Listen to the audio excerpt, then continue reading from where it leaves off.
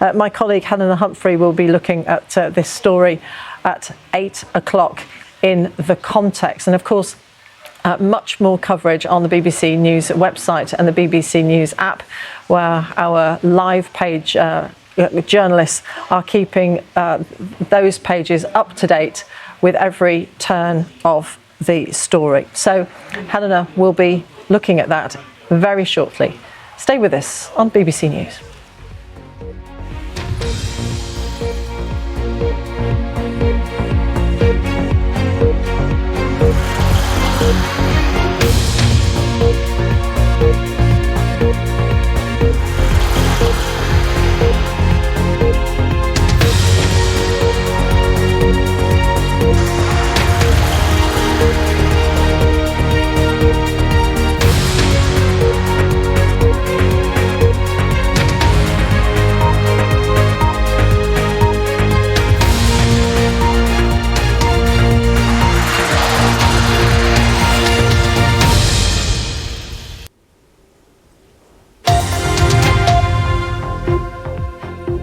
This is The Context on BBC News. I'm Helena Humphrey. Glad you could join me.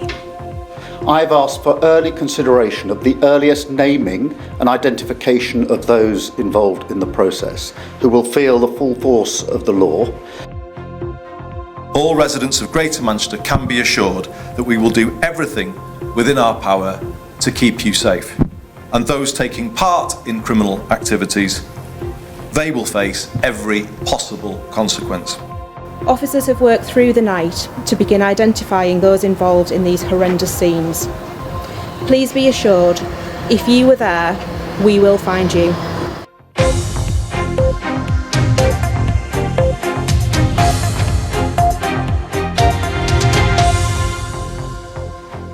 As we come on air, police in the UK city of Plymouth are dealing with rival groups who've gathered to protest. More than 370 people have been arrested after the past week of violent disorder in Britain. The Prime Minister has announced a standing army of specialist police officers. Also on the programme, a day of enormous upheaval in Bangladesh as the long-reigning Prime Minister Sheikh Hasina resigns and flees the country after weeks of protests and violent clashes. US stock markets tumble following falls in Europe and Asia as fears rise that the American economy is heading for a slowdown. And as the planet Mercury enters retrograde, we look at whether it leads to absolute chaos and does it have a direct link to an increase in personal problems.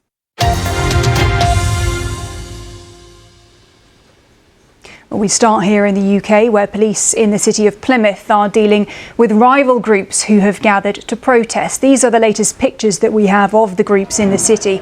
As you can see, it is a tense scene with a large police presence keeping the groups apart. Now, earlier, the UK Prime Minister Sir Keir Starmer said that his government was ramping up the criminal justice system to deal with the numbers charged with being involved in riots over the weekend, with some already appearing in court today. Now, police say 378 arrests have been made since the violence started last week, and they expect that total to rise every day as more are identified. Now, the unrest began last week in Southport after the fatal stabbings of 3 girls. Around the world and across the UK, this is BBC News. Now, it's been a day of enormous upheaval in Bangladesh after weeks of protests and violent clashes. Now, it began in Dhaka when the long-reigning Prime Minister Sheikh Hasina resigned and then fled the country. These pictures show her helicopter leaving. More than 300 people have been killed since a student protest over civil service job quotas began last month, escalating. All right, James McCann, Deputy Chief Economist at Aberdeen Investments, joining us from Boston. James, really good to talk to you. Thanks so much. Thank you. You're watching BBC News with me, Helena Humphrey, here on The Context. Stay with us here if you can. Bye for now.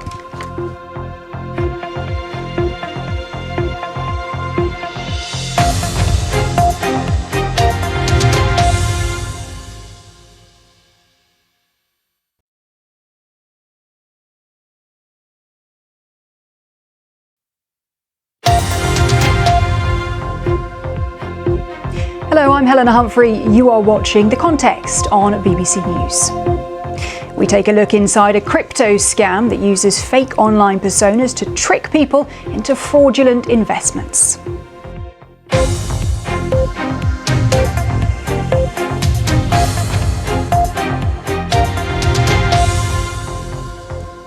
Well, first we start here in the UK, where police in the city of Plymouth are dealing with rival groups who have gathered to protest. We can bring you now the latest pictures of the groups in the city. As you can see there, it is a tense scene with a large police presence keeping the groups apart. We will be bringing you more on this developing story as and when we get it.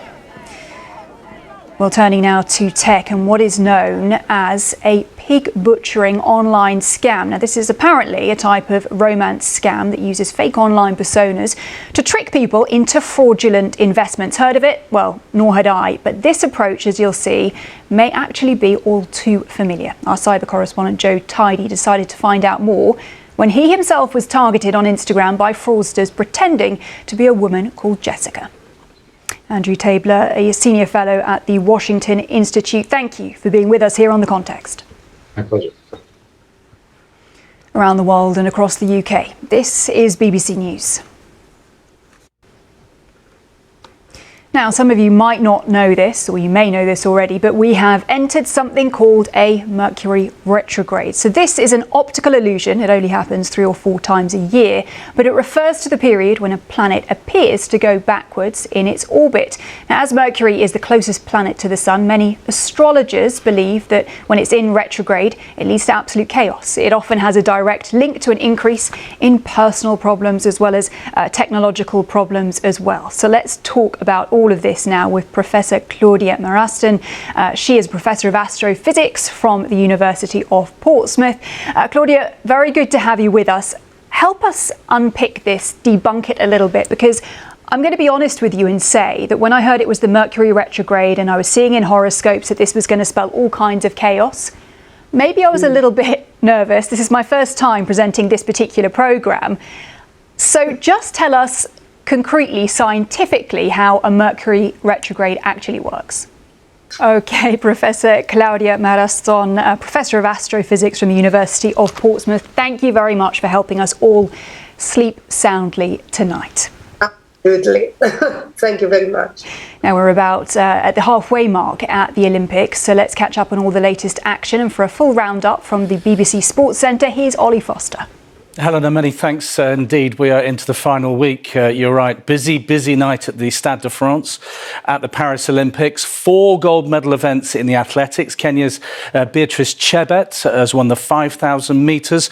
It looks like Armand Duplantis has just won the pole vault as well. He is the world record holder and reigning champion. In the last few minutes on the track, we have had the winner of the women's 800 metres. It has gone to Team GB's Keely Hodgkinson. She led from start to finish, a really gritty race, not a particularly quick one, but she stayed out in front. More reaction to that on the BBC Sport website. Keely Hodgkinson winning gold.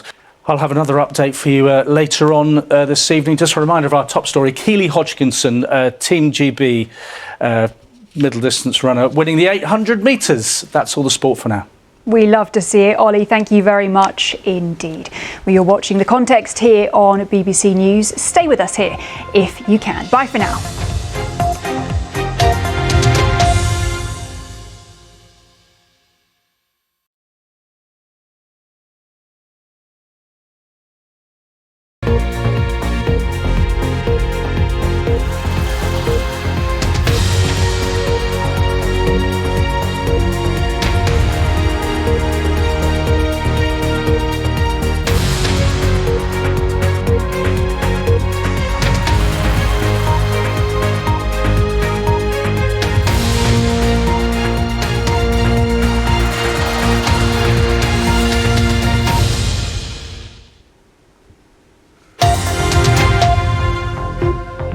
Hello, I'm Helena Humphrey. You are watching The Context on BBC News as Kamala Harris prepares to announce her pick as running mate. Hi, Governor. Anything on the Veep stakes yet? I got nothing for you, man. Very good. Thank you, sir. Have a great day. Thanks. This vice presidential pick will mean a lot for people who need some comfort that there's like a steady hand at the wheel, that there's, a follow-on, but really importantly, she needs a governing partner. They put this woman in who's a failed candidate. She failed. I mean, she was the first one out the last time. She never made it to Iowa. And now the media's taken over and they're trying to make her into Margaret Thatcher. But I don't think that's going to work.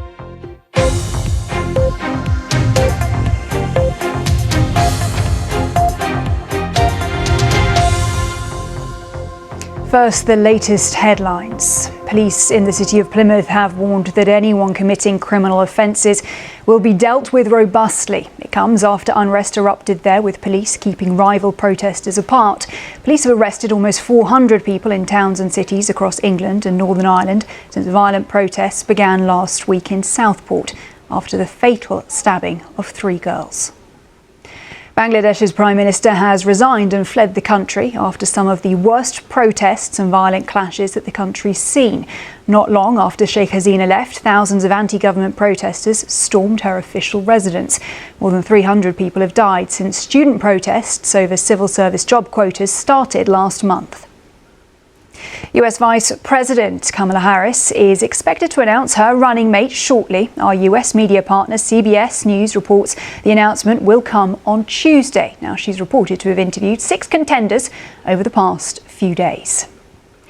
Iran says that it doesn't want to escalate tensions in the Middle East, but believes that it needs to punish Israel. It follows last week's killings of the Hamas political chief in Tehran, as well as a senior commander of the Lebanese group Hezbollah. We start now in the United States, where we should know, within hours in fact, who Vice President and Democratic presidential nominee Kamala Harris has picked as her running mate.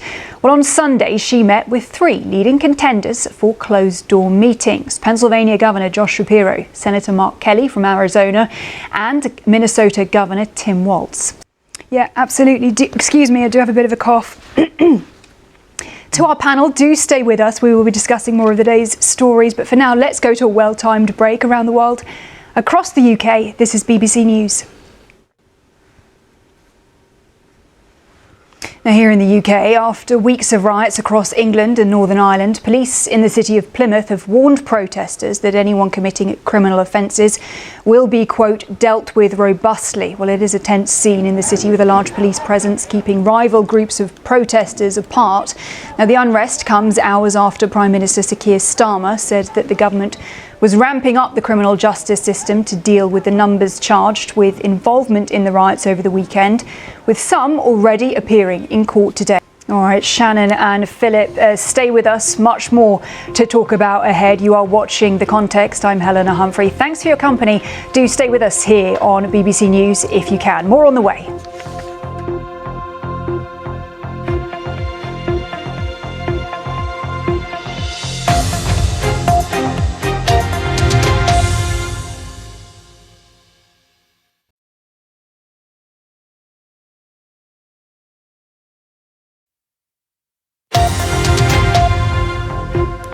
Hello, I'm Helena Humphrey. You are watching The Context on BBC News. Bangladesh's Prime Minister resigns and flees the country after weeks of protests. The army chief says there'll be an interim government and widespread looting is reported in the capital Dhaka. Bangladesh's president orders the release of jailed former Prime Minister and leading opposition figure Khaleda Zia.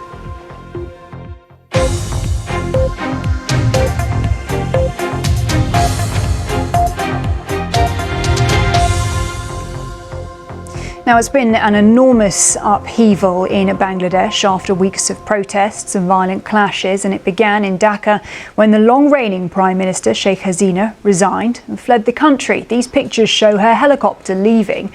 More than 300 people have been killed since a student protest over civil service job quotas began last month. Philip, Shannon, stay with us. We're going to turn to some other developments now, returning to that situation here in the UK after the week of riots across England and Northern Ireland. Police in the city of Plymouth have warned protesters anyone committing criminal offences will be, quote, dealt with robustly. It's a tense scene at the moment in the city. A large police presence there that you can see, keeping rival groups of protesters apart. A police van is reported to have been damaged, and the council has advised residents to stay away from the city centre. Well, with me now to talk more about this and monitoring the very latest is our news correspondent, Chichi Izundu. Chichi, very good to have you with us. Just bring us up to date with the latest and what we are seeing as these riots appear to be continuing. All right, our news correspondent across the very latest developments for us, Chichi Izundu, as ever. Thank you very much for being with us. Around the world and across the UK, this is BBC News. You're watching The Context. Now it's time for the panel.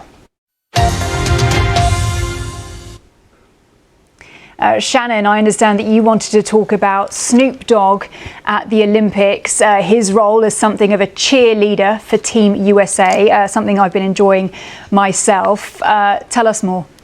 Certainly giving us some pause for thought there from our panel, Shannon and Philip. Thank you very much for being with us here on BBC News. You are, of course, watching The Context. I'm Helena, Humphrey in London. Thank you very much for being with us. And of course, remember, you can always get the very latest on our top stories on our website. That is bbcnews.com. And of course, you can always follow me on X as well at Helena C. Humphrey is my handle. I'd love to hear your thoughts on the show. Thanks very much for your company. The news continues here on the BBC. I'll see you soon. Bye for now.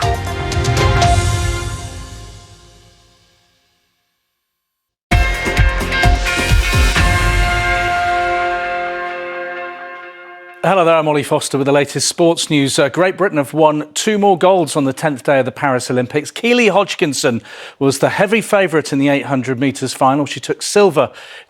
Lots more, of course, on the BBC Sport website or your BBC Sport app. All the latest from the Olympics. But that's all the sport for now.